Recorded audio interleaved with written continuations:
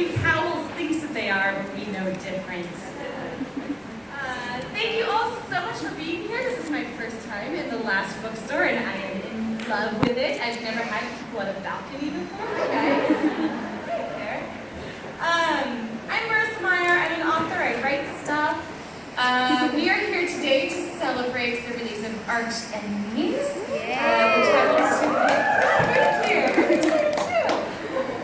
This is my 11th book that I've written.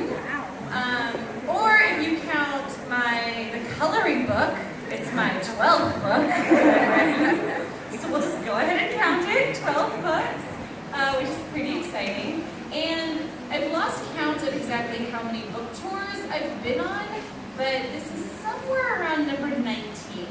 19 bookstores in 7 years, which is a lot of book touring.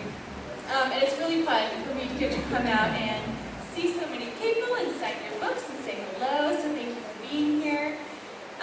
In the past, whenever I was getting ready to go on a new book tour, I would always spend the week beforehand coming up with a new speech. I always wanted to make sure that every time I went to these bookstores, I had something interesting to say and something like profound and wise and send you off with whatever nuggets of wisdom I might be able to offer.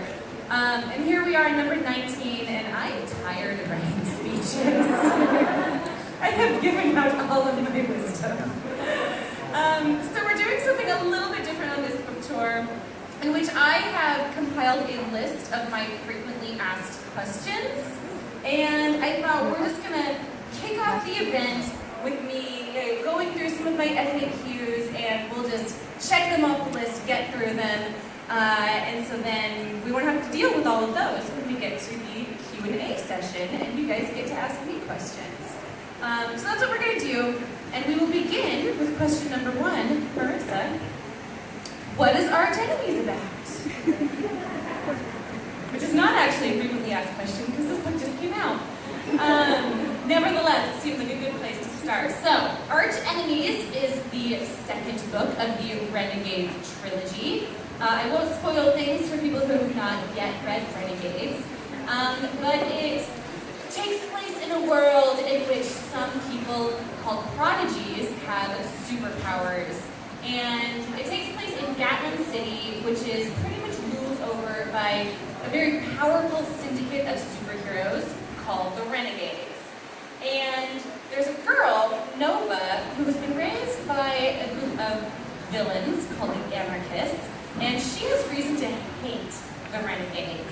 And so she's pretty much made her life's goal to bring them down and destroy them. And in the course of the first book, she is in fact able to infiltrate their ranks and become a spy.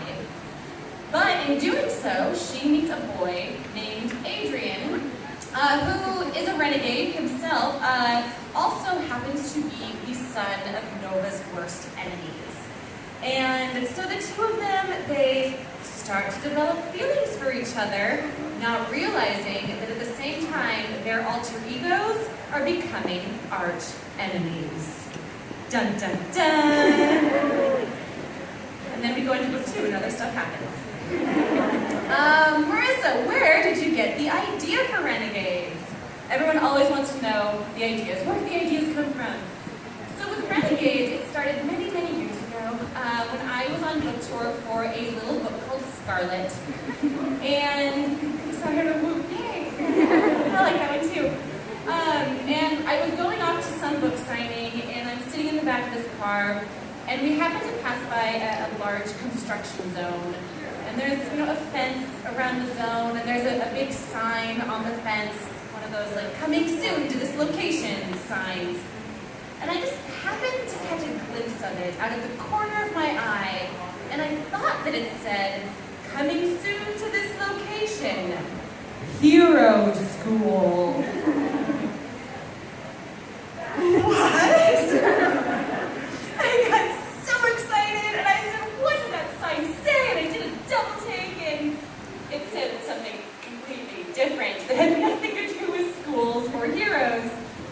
But nevertheless, my imagination was already running, and I thought, oh, that'd be so cool if there were a school for superheroes, you know, totally Xavier, there's the X-Men, they're right there. But it'd be even cooler if there were a school for supervillains, because that's where all the cool kids would go. And I thought, you know, clearly, but these two schools, they would be like huge, intense rivals. And what if a girl from one school were to fall in love with a boy from the other school, not realizing that they're supposed to be arch enemies? Dun dun dun. And that's where the idea started. If you've read Renegades, you might be scratching your head and thinking, like, there are no schools in this series. It's true, nobody goes to school. I did try to write the book with the schools. I wrote many drafts of Renegades trying to get the school idea to work.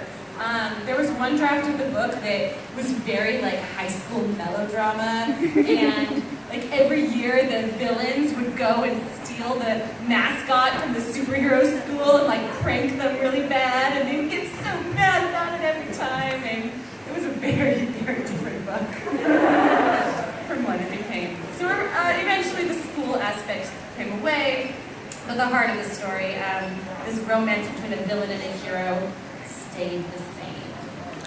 Okay, next question. If you could have a superpower, what superpower would you want? So this comes up obviously all the time now, writing about superheroes, but it's kind of a hard one. I feel like I pretty much want them all. But I would be very practical about it. I would, like, if I had telekinesis, that'd be great, because then I could pick up my house while sitting on the couch. Like, you know, dishes, clean yourselves. That'd be awesome. I think about, like, everyone always says, like firepower, boom, explosions, that'd be so cool. And I think if I had firepower, I could, I don't know, like, light birthday candles. It's not super useful. I think being on book tour right now, the one that's most calling to me is teleportation. Like, snap my fingers, bam, you're at the last bookstore in LA. Or like, snap my fingers, bam, you're back in Wizarding World. And that would be awesome, and then to like never have to go through, you know, the airport and security again. I would love that. So that's my choice for today. Marissa, are you doing NaNoWriMo? Good question.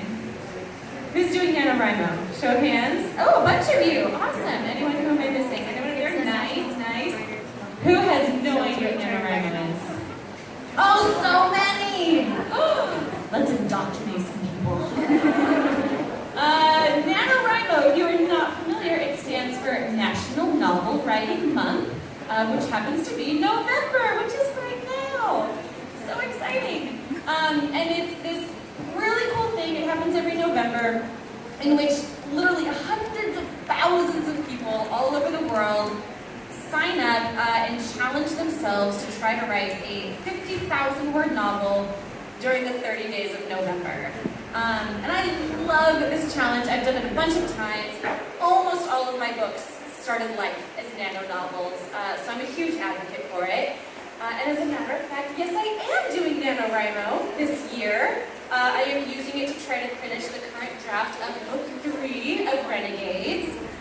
My fingers are crossed that I can maybe have it to my editor like in the first week of December, so that then I can like do Christmassy stuff and not have to think about superheroes and villains and fighting all the time.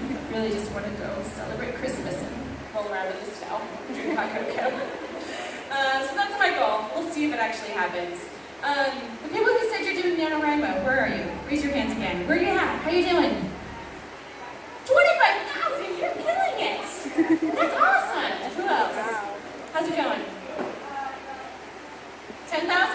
That is also awesome. I know, she said 25, and now everyone's going to be like, I'm not 25. 10,000 is also super good. Who else? Yeah? 2,000! You're writing short stories? There you go. It's 2,000 words that you wouldn't have written otherwise. Does anyone have like 300 words? And they're like, yeah, only 300. It is okay.